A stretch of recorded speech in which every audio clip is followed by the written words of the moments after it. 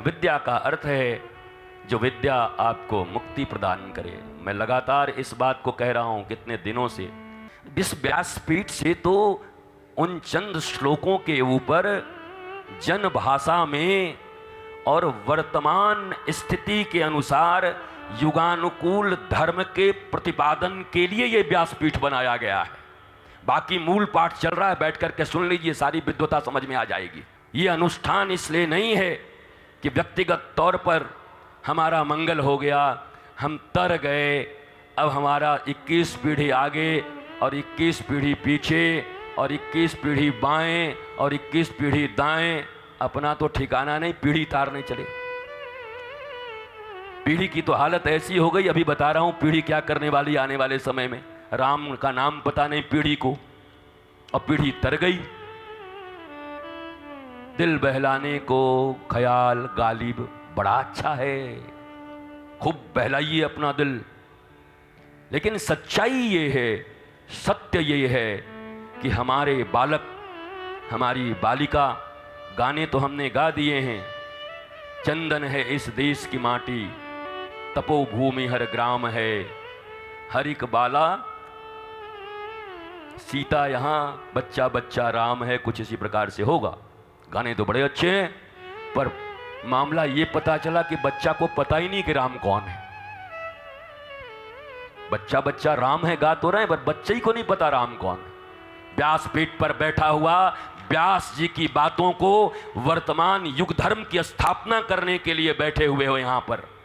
और व्यास जी को भी युग धर्म की स्थापना करने के लिए नारद जी ने कहा कि व्यास जी, कृष्ण का प्रेम और युग धर्म में चूक हो रही है। मीमांसा तो आपने बहुत कर दिया, लेकिन वर्तमान समय में, वर्तमान युग में, अब वर्तमान युग उस समय व्यास जी का उस समय का था और आज का वर्तमान युग अभी का है, तो उसमें भी परिवर्तन होंगे।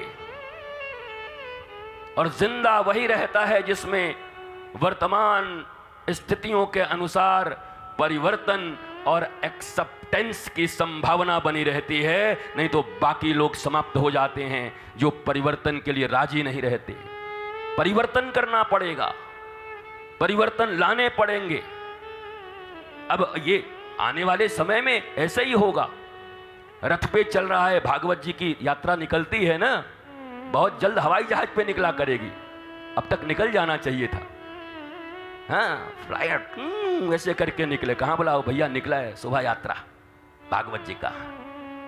अब रथ वाला मामला गया तो सब चेंज होंगे, सब कुछ बदलेगा। हाँ, पर ये कलश मत बदलना। ये कलश, ये विवाह पद्धति, ये भारत के जितने भी त्योहार, भारत के जितने भी उत्सव हैं, ये सनातन संस्कृति को जोड़ने के लिए और सनातन संस्कृति की एकता के परिचायक हैं। अब तुम तो ग्रामीण विवाह भी भूल गए हो कि सनातन संस्कृति में विवाह कैसे होता है। तुम्हारे विवाह इवेंट बन के रह गए। इसको बुलाओ, उसको बुलाओ, उसको बुलाओ, ऐसे कराओ, बरमाला कराओ, हा हा वो करो, हो गया तुम्हारा काम खत्म। बैठे हुए हैं, विवाह कर दिया इन्होंने।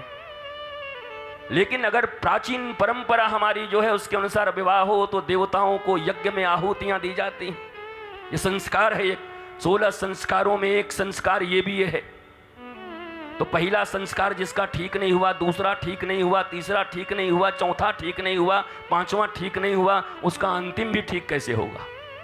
तो जैसे तैसे हो जाता है महाराज, अंतिम संस्कार भी जैसे तैसे हो रहा है लोगों का। इसलिए प्रारंभ से ही संस्कार की जरूरत है। तो आप जो क्रिटिक्स हो, जो टीका टिप्पणी करते हो, मैं आपसे ही पूछता हूं, जो टीका टिप्पणी करते हो, तुम्हारे घरों में 16 संस्कार के पालन हो रहे हैं? तुम बताओगे? नाम भर बता दो, पालन करने की विधि भर बता दो, नहीं बता पाओगे।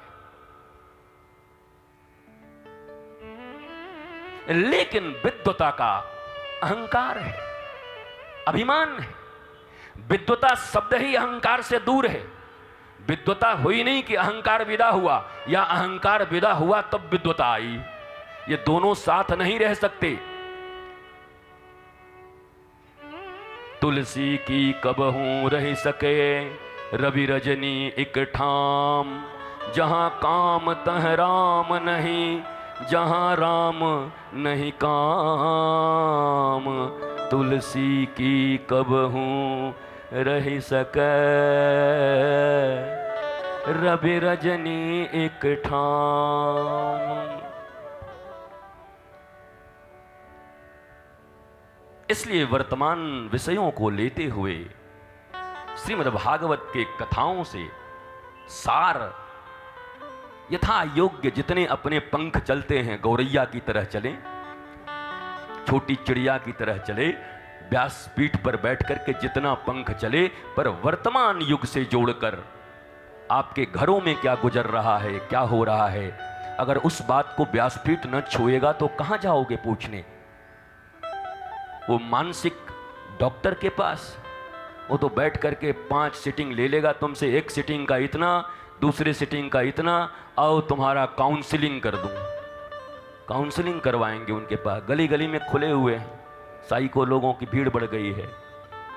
अगर श्रीमद् भागवत और रामचरितमानस की दिव्य कथाएं वर्तमान युग के अनुसार हमारे समाज में चलती रहें तो और तो मैं कुछ नहीं जानता शारीरिक के बारे में, पर मानसिक एक डॉक्टर नहीं दुनिया में बच जाएंगे। भारतवर्ष में तो कोई बचेगा ही नहीं, क्योंकि मानसिक रूप से सब मजबूत होंगे, पर तुम मानसिक रूप से कमजोर हो रहे हैं। इसका मतलब है कि हमने इस पीठ से भी वही ढूंढा है जो उत्तर हम जानते हैं। मनुष्य की सबसे बड़ी परेशानी क्या है?